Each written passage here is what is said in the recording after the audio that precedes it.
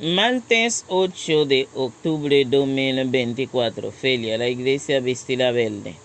En el nombre del Padre, del Hijo, del Espíritu Santo. Amén. Lectura de la carta de San Pablo a los Gálatas. Hermanos, ¿han oído hablar de mi conducta pasada en el judaísmo? ¿Con qué saña perseguía a la iglesia de Dios y la asolaba, y me señalaba en el judaísmo más que muchos de mi edad y de mi raza, como partidario fanático de las tradiciones de mis antepasados. Pero cuando aquel que me escogió desde el seno de mi madre y me llamó por su gracia, se dignó revelar a su Hijo en mí, para que yo lo anunciara a los gentiles, enseguida, sin consultar con hombres, sin subir a Jerusalén a ver a los apóstoles anteriores a mí, me fui a Arabia y después volví a Damasco. Más tarde, pasados 3 años, subí a Jerusalén para conocer a Pedro y me quedé 15 días con él, pero no vi a ningún otro apóstol, excepto a Santiago, el pariente del Señor. Dios es testigo de que no miento en lo que les escribo. Fui después a Siria y a Cilicia. Las iglesias cristianas de Judea no me conocían personalmente, solo habían oído decir que el antiguo perseguidor predicaba ahora la fe que antes intentaba destruir, y alababan a Dios por causa mía. Palabra de Dios, te alabamos, Señor. Al Salmo respondemos: Guíame, Señor, por el camino eterno. Guíame, Señor, por el camino eterno. Señor, tú me sondeas y me conoces. Me conoces cuando me siento o me levanto. De lejos penetras mis pensamientos. Distingues mi camino y mi descanso. Todas mis sendas te son familiares. Guíame, Señor, por el camino eterno. Tú has creado mis entrañas. Me has tejido en el seno materno. Te doy gracias porque me has escogido portentosamente, porque son admirables tus obras. Guíame, Señor, por el camino eterno. Conocías hasta el fondo de mi alma. No desconocías mis huesos. Cuando en lo oculto me iba formando y entretejiendo en lo profundo de la tierra. Guíame, Señor, por el camino eterno. Aleluya. Lectura del Santo Evangelio según San Lucas. Gloria a ti, Señor. En aquel tiempo entró Jesús en una aldea y una mujer llamada Marta no lo recibió en su casa.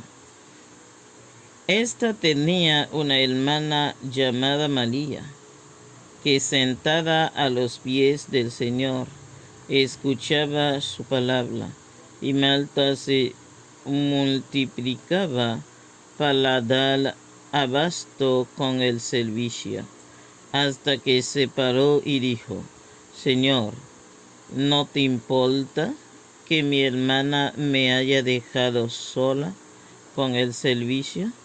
Dile que me eche una mano. Pero el Señor le contestó: Marta, Marta, andas inquieta y nerviosa con tantas cosas. Solo una es necesaria. María ha escogido la parte mejor, y no se la quitarán. Palabra del Señor. Gloria a ti, Señor Jesús. Meditación. En la carta a los Gálatas, San Pablo recuerda su vida pasada y cómo, a pesar de ser un ferviente perseguidor de los cristianos, fue llamado por el Señor, por la gracia de Dios. Su historia es un poderoso testimonio de que Dios tiene un plan para cada uno de nosotros, incluso cuando estamos lejos de Él.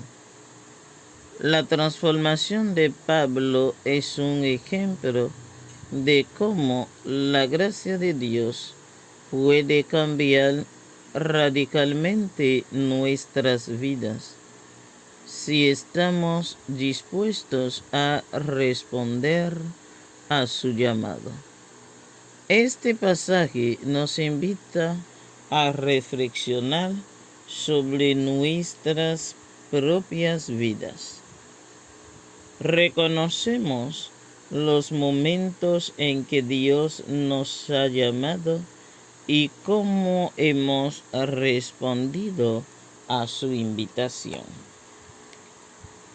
El Salmo nos lleva a contemplar la omnisciencia y el amor personal de Dios hacia nosotros. El salmista dice: Señor, tú me examinas y me conoces. Tú sabes cuándo me siento y cuándo me levanto. Estos versículos nos invitan a reconocer que Dios conoce cada aspecto de nuestra vida, incluso nuestros pensamientos más íntimos. Además, el salmista expresa un profundo asombro al reconocer cómo Dios lo ha formado desde el vientre materno. Tú has creado mis entrañas, me tejiste en el seno de mi madre. Esta parte del Salmo nos invita a una mayor gratitud y reverencia hacia Dios, quien nos conoce íntimamente y ha estado presente desde el inicio de nuestra existencia. En la lectura del Evangelio según San Lucas, vemos la historia de Marta y María. Mientras Marta se afana con las tareas del hogar, María se sienta a los pies de Jesús para escucharla. Cuando Marta se queja, Jesús responde que María ha escogido la mejor parte, la cual no le será quitada. Este pasaje nos desafía a examinar nuestras propias prioridades. En un mundo lleno de obligaciones y distracciones, ¿estamos dedicando tiempo a lo más importante, que es nuestra relación con Dios? Jesús nos invita a hacer una pausa en medio de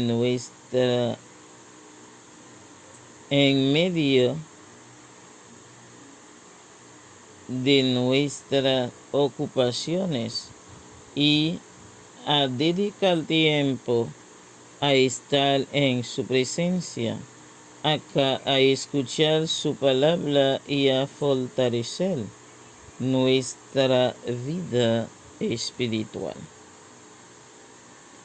Estas lecturas nos llaman a una vida de conversión continua, a reconocer la obra de Dios en nuestra vida y a poner siempre nuestra relación con Él en primer lugar.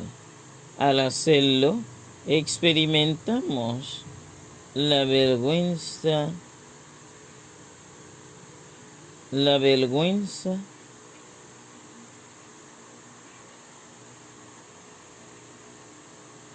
experimentamos con Dios una vida de conversión, siempre nuestra relación en el primer lugar. Al hacerlo, experimentamos la verdadera paz y transformamos que solo Él puede ofrecer. Además, estas enseñanzas nos impulsan a ser conscientes de cómo nuestras acciones y decisiones reflejan nuestra fe.